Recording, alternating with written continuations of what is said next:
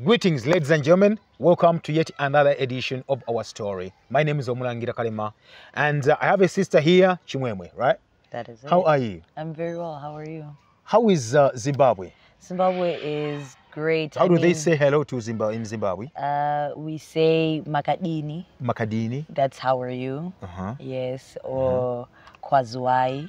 Kwazwai. Which is greetings. Okay. Yes. Oh, kwazwai. Yes. And then how do you respond? Makadini. If I say kwazwai, you say kwazwai back. Okay.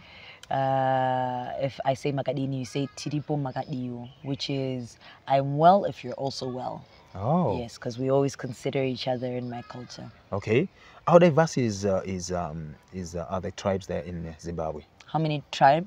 Yeah. How diverse is it? We have about 16 official languages. We have 16 official languages. Oh. There may be more tribes than that, but I know that at least 16 different tribes are represented. Okay. Yes. And from which tribe are you? Shona. There's the Zulu tribe, which is the biggest one in the country. Oh. Yes. Wow. So you have so many, you're like South Africa, right? In what sense? Because there's also Shona, there's also in South Africa. In South Africa, because of migrations, what? No, so in South Africa they have Ndebele, which is also available in Zimbabwe. Yes, yes. And the Zimbabwe and then Ndebele are descended from the Zulu. From the Zulu. So the language is very similar. Yeah, I remember the story of the king actually, who migrated from the other side, coming to How is the kingdom still there? Do you have kingdoms in Zimbabwe? We don't have any kingdoms. What happened? Well, colonization. Oh. So our kingdoms were not reinstated as they were in Uganda. However, we do have chiefs. We have chiefs that are part of our like our legal. Really? Yes. We have chiefs that are part of our system of government. So as part of the government, at some level, they are chiefs. Okay. Yes. Okay. What is your strength like? Are you trained in something, or what is your strength? In terms of what I do? Yes. What do you do? I'm an actress. I'm a filmmaker and a photographer. I'm a writer. Oh. I'm an all-round creative, but those are the things that I spend most of my time on currently, that I'm most focused on. Okay. Yes. Being among the finalists in the African Monologue Challenge, tell me about your story. Well, the story of how I came to the AMC. Well, I actually heard about it in the first season, but I didn't apply. I didn't send in my video. So whenever they were posting about what was happening, about the finals, I just had so much FOMO. I just really wanted to be a part of it. So when the second season came around, I said, well, I definitely have to make sure that I'm a part of it. And I sent in my monologue, and well, here we are now. Yeah, 10 months later. Yeah. How has it been, like the experience?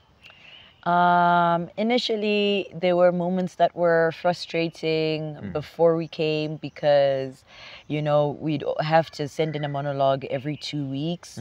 So that was really an exercise in discipline.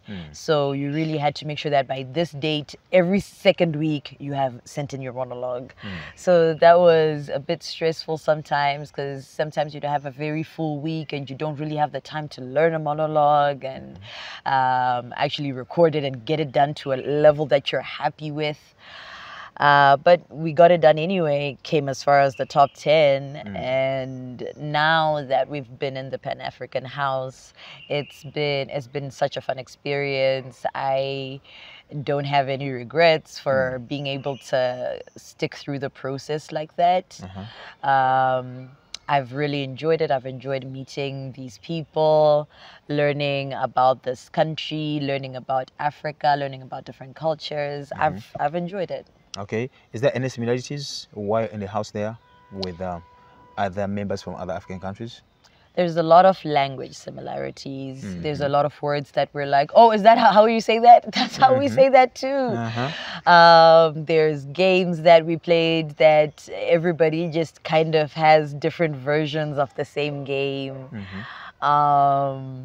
There's certain cultures as well, things that just a certain understanding of like respect and how to handle yourself amongst other people, how to live with others.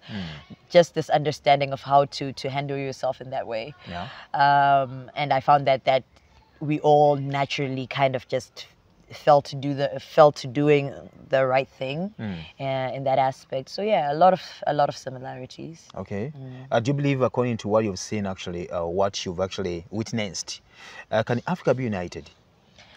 Absolutely, 100%.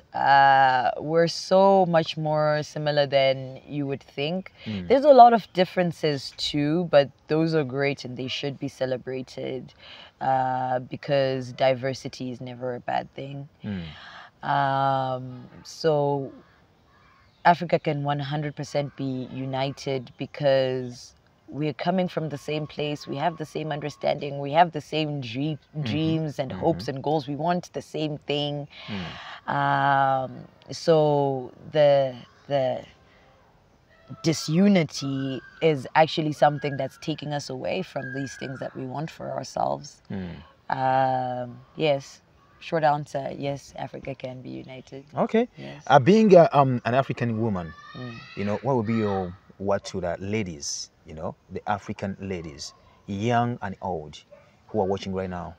A word of encouragement. A word of encouragement to the ladies: go to school, finish your education. Don't let boys lie to you, because when you're young, you think you're not young. When you are young, you think you're smart and you understand things that you do not understand. So go ahead and finish the education. And then when you have the paper in your hand, go ahead and say, oh, I still love him. I just want to be with him. To the ladies that are older, please don't take yourself out of the game thinking, oh, we're old now. We're no longer able to participate. It's too late for me. It's never too late. Let's all do what we can. This continent needs us a lot.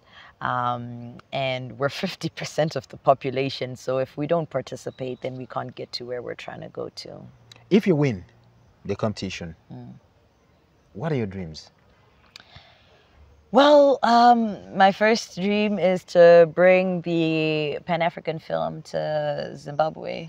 I think that would be a really great opportunity for our industry because, you know, we still need a lot of opportunities. We're still growing, we're still small. And so it would be so helpful to have all these people from different countries across the continent working together on this project, all those opportunities, that is available, that opportunity to learn and grow. I think that is definitely my biggest dream if I am to become the winner of AMC. As well as that, I look forward to using the platform to being an ambassador for African unity, African empowerment, African liberation, because the platform would really give me that voice where, I mean, we're here right now, we're being hosted by the Office of the President, by UCC, so you get to be in rooms with the people that make the rules. So I think my dream would be to actually make sure I make an impact now that I am in those rooms. Okay. Yes, and try and take that agenda further. Oh, thank you very much. I wish you the best. Thank you very much. How do they say goodbye in Shona? They say, I don't know, you say bye-bye. Okay, thank you very much for being part of us, and see you when you see us.